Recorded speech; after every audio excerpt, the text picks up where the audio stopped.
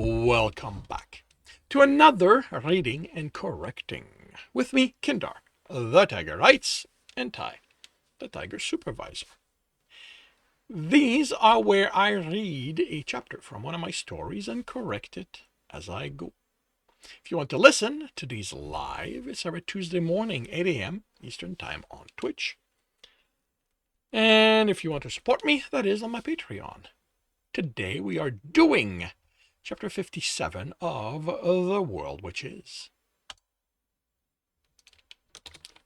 The next 3 or so days of travels aren't worth talking about. I mean, the scenery was amazing. In places, the grass went on as far as I could see. In others, the forest was so dense, there were times it felt like the trunks formed walls. And the animals. I knew there were more than what was around court, even before getting on Chuck's caravan and seeing new ones. But I still had a sense of what an animal was, that they were normal. Those glowing owls shifted what I thought of as normal, as did the slithering thing that was almost as much a dog as it was snake. Then those two-legged... Brendan assured me they were animals and not monsters, and they all kept their distances. Enough, I couldn't get the system to tell me what they were. There weren't any monsters. We ended each day with plenty of sun left, and I hunted. When we were low on meat, I brought back an animal. Otherwise, it was just about tracking them and getting as close as I could before they scattered. Then I did an hour of archery practice and 2 of close combat training with Brandon. For someone who doesn't bother dodging or blocking all that much, he's good enough at it that I had to put in work to touch him with my sword. His swordplay is basic at most, but he's fast, so that kept me on my toes if I didn't want the sting of the flat of his blade. By then, the sun would be setting, and we moved on to eating the stew Brandon had gotten started as soon as we stopped. It was good, but man, can I not wait to be in Detroit so I can have something other than meat. Than meat and whatever foliage Brandon found during the day. That's one aspect no stories ever touched on. How boring the food is after a while. After that, Ellen taught me the basics of Aether, which, I kid you not, amounts to sitting and feeling for the magic. Are you kidding me? I tell her. Feel for the magic? You need to know what you have to work with. I point to my ether bar, which is invisible at the moment since I'm cannot be drawing on it yet. It's right there. It isn't like she can see it, but she knows what I mean. That's a visualization of the pool, she replies, not your sense for it. What's the difference? Well, she struggled for an answer. Okay, your pool tells you how much you can use, but not how to use it. But that's what you're here for, right?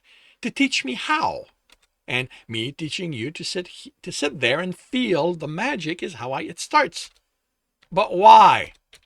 This is what I told Mother I didn't want to teach.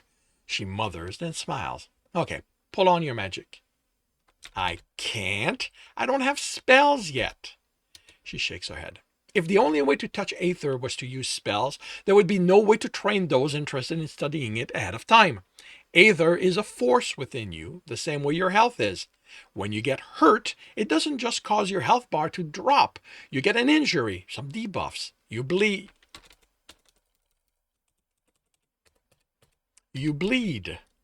Your bar represents what happened to the pool. The injury shows you what happened to you.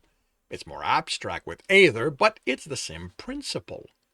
So, just sit here and feel for the magic.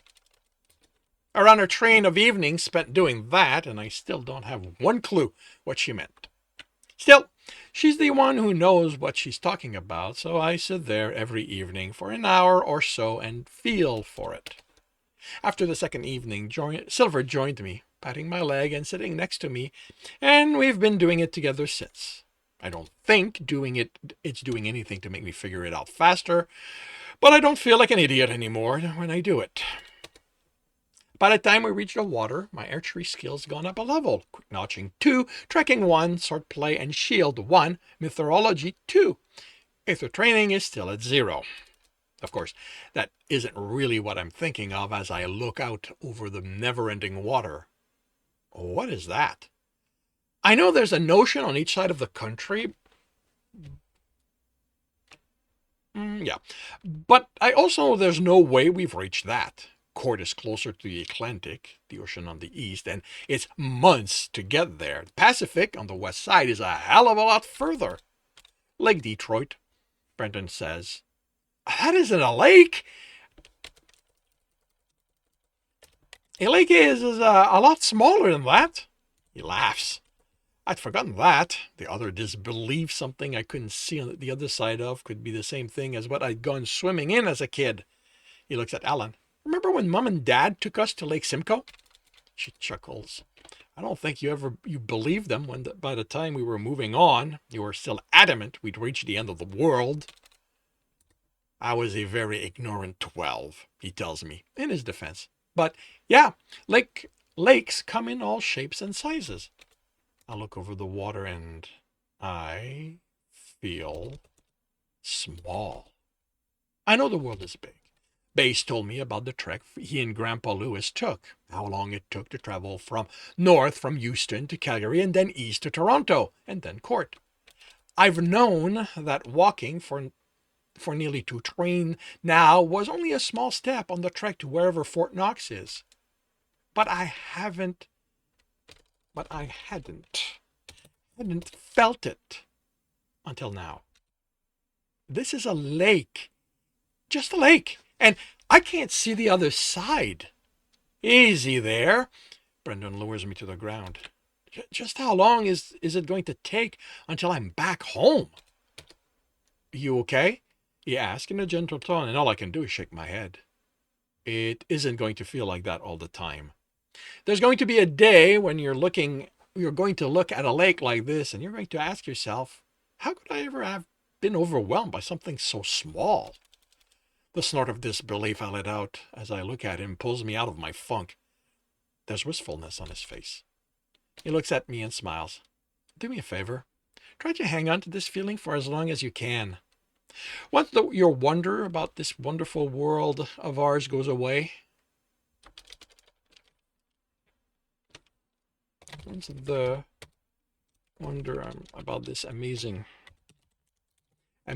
world of ours goes away, it gets a lot tougher to get going on your next adventure.